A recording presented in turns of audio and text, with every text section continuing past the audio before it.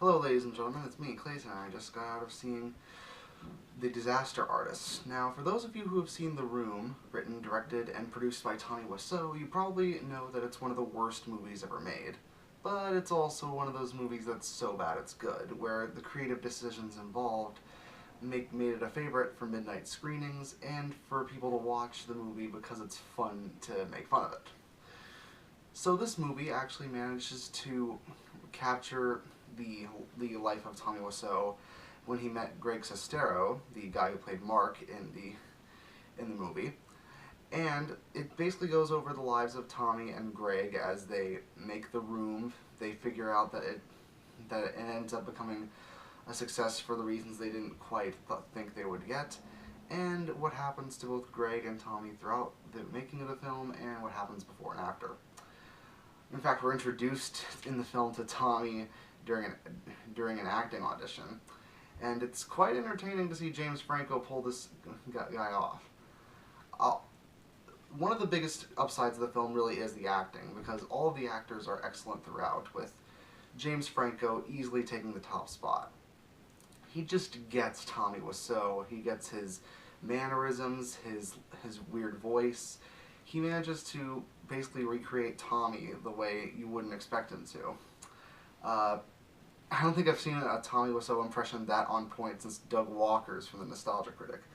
But Dave Franco also does a really good job as Greg Sestero. He happens to pull off more of a straight man to Tommy's antics, and he happens to really pull off the bad acting that Mark would have in that famous "I did not hit her" scene.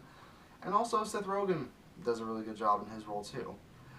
I think a lot of the film reminds me of Ed Wood, the Tim Burton film that's about Ed Wood, who's considered one of the worst directors of all time, and certainly one of the most eccentric. In a similar fashion to how Johnny Depp portrayed Ed Wood, James Franco portrays Tommy Wiseau as a dreamer, a guy who wants to see his ideas on the big screen, even when those said ideas don't usually result in the best of films. The film does kind of have its fun with the Room, with how bad it is, but it doesn't do it to belittle Tommy. In my opinion, it makes fun of The Room while still showing that Tommy is a human. He still makes mistakes, but he's still got worth to him.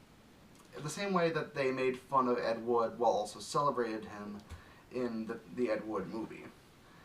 It is questionable if certain things in the film are 100% accurate to real life, but it's accurate enough to the point where it doesn't really matter.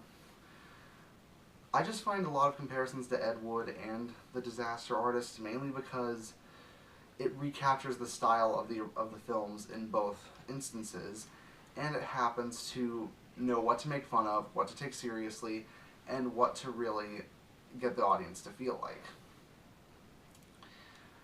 I will say that I did prefer Ed Wood a little bit more, mainly because Martin Landau does such a good job as Bela Lugosi.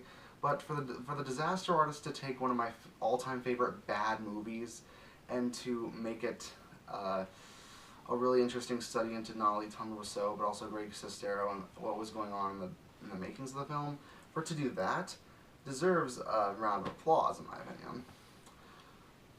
I will admit I did enjoy The Disaster Artist mainly for the acting and the well-done storytelling. Because if you look at it as a film in most other ways, it's pretty average as far as comedy, music, and editing and all that stuff. But when it comes to the story it gives and the actors' performances, it truly is a great film. I give The Disaster Artist an 8 out of 10. See you next time.